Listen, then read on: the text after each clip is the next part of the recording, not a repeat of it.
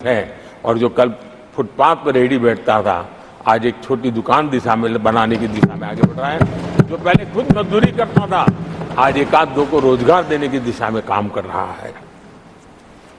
और यही कारण है कि गरीब हो, दलित हो, पिछड़े हो, आदिवासी हो, महिला हो, उन्होंने हमारा भारी समर्थन किया है।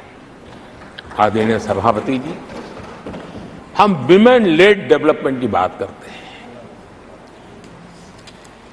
दुनिया के प्रगतिशील देशों के लिए भी विमेन डेवलपमेंट तो बहुत स्वाभाविक स्वीकार करते हैं, लेकिन विमेन लेड डेवलपमेंट की बात करते हैं तो उनके भी उत्साह में थोड़ी कमी नजर आती है। ऐसे समय भारत ने नारा नहीं निष्ठा के साथ विमेन लेड डेवलपमेंट की ओर कदम बढ़ाए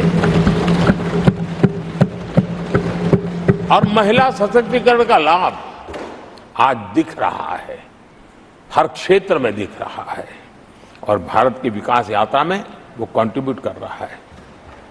मैं आदरणीय सांसद सुधा मूर्ति जी का आभार व्यक्त करता हूं कि कल उन्होंने चर्चा में महिलाओं के आरोग्य के विषय पर बल दिया था और उसका महात्म्य क्या है, उसकी आवश्यकता क्या है, उस पर बड़े विस्तार से उन्होंने कहा था।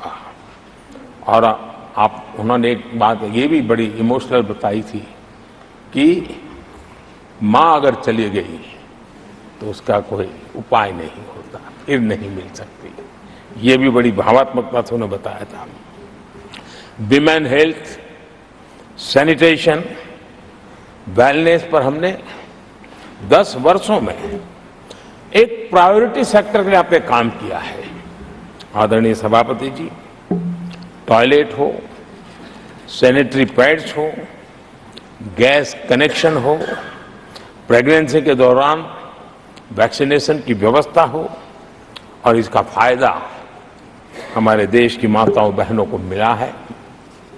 आदरणीय सभापति जी, आरोग्य के साथ साथ महिलाएं आत्मनिर्भर बने उस दिशा में भी हम लगातार काम कर रहे हैं। बीते वर्षों में हमने जो 4 करोड़ घर बनाए हैं उसमें से ज्यादातर घर हमने महिलाओं के नाम पर रखे। बैंकों में खाते खुलने से मुद्रा और सुकन्या समृद्धि जैसी योजना से आर्थिक फैसलों में महिलाओं की भूमिका भी बढ़ी है, भागीदारी भी बढ़ी है और एक प्रकार से वो परिवार में भी अब निर्णय प्रक्रिया का हिस्सा बनने लगी है।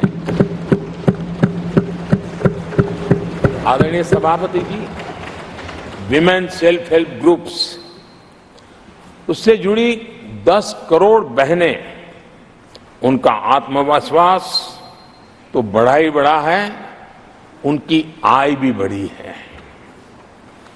अभी तक 1 करोड़ बहनें जो ये सेल्फ हेल्प ग्रुप में काम करती हैं, छोटा छोटा गांव में कारोबार करती है, मिल करके करती है, किसी गांव वालों की भी नजर नहीं जाती इनकी तरफ। आज मैं बड़े गर्व से कह सकता हूं कि उन्हीं में से 1 करोड़ बहनें लखपति दीदी बनी और हम आने वाले समय में ये आंकड़ा 3 करोड़ बहनों को लखपति दीदी बनाने की दिशा में बढ़ा रहे हैं। आदरणीय सभापति जी, सरकार का प्रयास है कि हर नए सेक्टर को हमारी महिलाएं लीड करें, वो अगुवाई करें, उस दिशा में हम प्रयास कर रहे हैं। नई टेक्नोलॉजी आती है लेकिन महिलाओं के नसीब बहुत बहुत आखिर में आती है।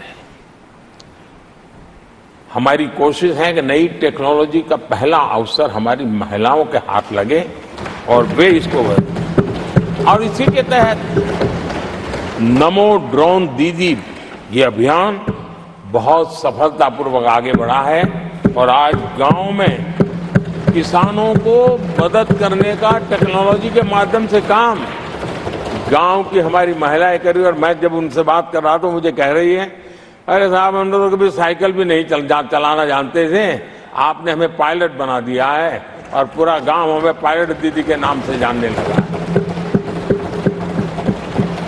और इस गरिमापूर्ण बात उनके जीवन में आगे बढ़ने के लिए बहुत बड़ी ताकत बन जाता है, एक बहुत बड़ा ड्राइविंग फोर्स बन जाता है।